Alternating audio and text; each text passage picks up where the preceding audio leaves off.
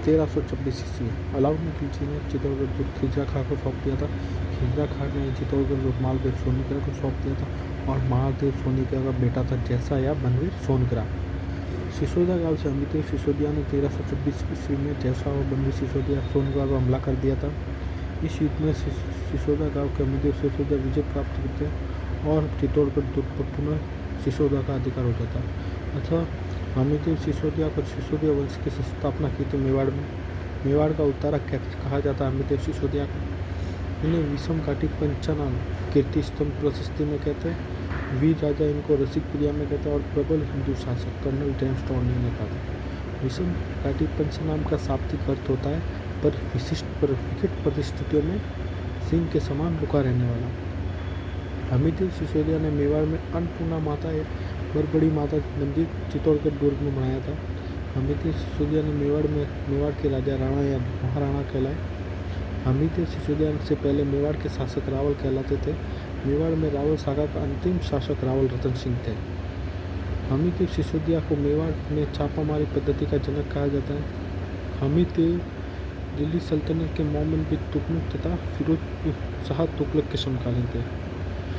महाराणा अमित सिंह ने पहला युद्ध लड़ा था सिंगोली का युद्ध। सिंगोली का युद्ध में अमितेव ने 1336 ईस्वी में मोहम्मद बिन तुगलक को पराजित किया था। सिंगोली के युद्ध में अमितेव ने मोहम्मद बिन तुगलक को 1336 में पराजित किया था।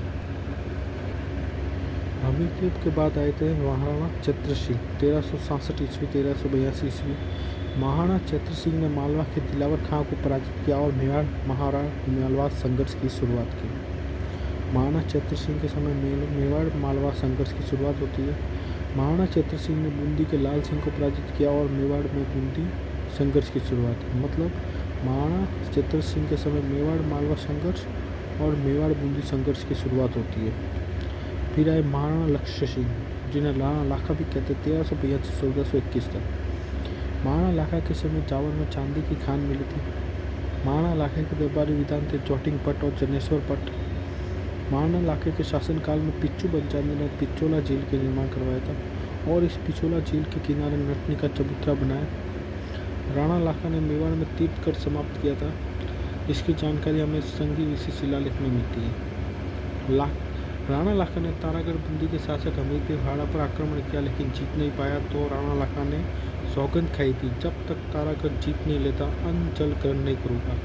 तो राणा लाखा को जिताने के लिए मिट्टी का तारागढ़ मेवाड़ में बनाया, जिसे बचाने में कुंभकर्ण हाड़ा मारा गया। मारवाड़ के राजकुमार रणमल राठौर की बहन हंसाबाई की सगाई कुंवर चूड़ा के साथ होनी थी, लेकिन हंसाबाई की शादी राणा लाखा के साथ सशर्त हुई, जिसमें शर्त ये रखी थी कि हंसाबाई से होने वाला बेटा मेवाड़ का राजा बनेगा। हंसाबाई को बेटा महाराणा मोकल था। अतः चूड़ा को मेवाड़ का भीष्म पितामह या राम कहते। राणा लाखा ने चुंडा को निम्न वचन दिए थे। चुंडा महाराणा लाखा के बड़े पुत्र थे, अतः वह उत्तराधिकारी मेवाड़ के उत्तराधिकारी थे, लेकिन चुंडा ने त्याग दिया और हंसाबाई के पुत्र महाराणा मोकल को अगला शासक बनाया। इसलिए राणा लाखा ने चुंडा को पसंद होकर वचन दिए। चुंडा के वंशज चुंडावत कहलाएंगे। मेवाड़ के 4 ठिकाने बैंकू, आमेर, देवगढ़, सलूम्बर चुंडावतों को दिए जाएंगे। मेवाड़ के राजाओं का राज्याभिषेक सलूम्बर के चुंडावतों द्वारा किया जाएगा। मेवाड़ का राजा यदि राजधानी छोड़कर जाता है तो सलूम्बर के चुंडावतों को सौंप कर जाएगा। मेवाड़ का राजा यदि किसी अन्य रियासत के साथ कोई समझौता करता है तो समझौते पत्र हस्ताक्षर मेवाड़ के शासक के साथ साथ चुंडावत करेंगे। मेवाड़ की सेना का हरावल चुंडावतों के पास रहेगा। फिर बनते हैं शासक महाराणा मोकल। 1421 से 1433 तक महाराणा मोकल शासक किया मेवाड़ पे। इनके संरक्षण पहले चुंडा को बनाया गया था। जो महाराणा मोकल की मां हंसाबाई थी, हंसाबाई को चुंडा पर शक था, इसलिए चुंडा संरक्षक पद से हटकर मालवा के शासक होशंग शाह के पास चले गए और मोकल का नया प्रशासक संरक्षक बनाया गया हंसाबाई के भाई रणमल राठौर को। महाराणा मोकल ने चित्तौड़गढ़ में त्रिभुवन नारायण मंदिर का जीर्णोद्धार करवाया था। इस मंदिर को समधीश्वर मंदिर या मोकल मंदिर कहते हैं। इस त्रिभुवन नारायण मंदिर का निर्माण अपने भोज परमार ने करवाया था। महाराणा मोकल ने एकलिंग जी का मंदिर का परकोटा का निर्माण कराया था। एकलिंग नाथ जी के मंदिर का परकोटा का निर्माण महाराणा मोकल ने करवाया था। इनके दरबार में दो विद्वान थे, योगेश्वर भट्ट और विष्णु भट्ट। इनके शिल्पी थे मन्ना, फन्ना और विशल।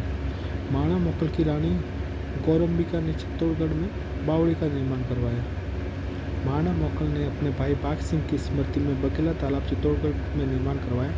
महाराणा मोकल के शासनकाल में मेवाड़ शैली का सेकंड प्राचीनतम ग्रंथ सुपाशनासरितम 1423 ईस्वी में महाराणा मोकल के काल में हीरानंद द्वारा दिलवाड़ा सिरोही में चित्रित किया गया। महाराणा मोकल के शासनकाल में मेवाड़ शैली का सेकंड प्राचीनतम ग्रंथ सुपाशनासरितम 1423 ईस्वी में हीरानंद द्वारा दिलवाड़ा सिरोही में चित्रित किया गया। महाराणा मोकल ने मेवाड़ में तुलाधन पद्धति की शुरुआत की थी। इसकी जानकारी हमें संगी ऋषि शिलालेख में मिलती है। संगी ऋषि शिलालेख महाराणा मोकल के काल में लगाया गया था। इस संगी ऋषि शिलालेख में हमें महाराणा हमीरदेव सिसोदिया से महाराणा मोकल तक की जानकारी मिलती है। महाराणा मोकल ने 1428 ईस्वी में रामपुरा का युद्ध लड़ा था। नागौर के फिरोज खां को पराजित किया था। 1428 ईस्वी में रामपुरा के युद्ध में महाराणा मोकल ने नागौर के फिरोज खां को पराजित किया। 1433 ईस्वी में जिलवाड़ा के युद्ध में गुजरात के अहमद शाह को महाराणा मोकल ने पराजित किया था।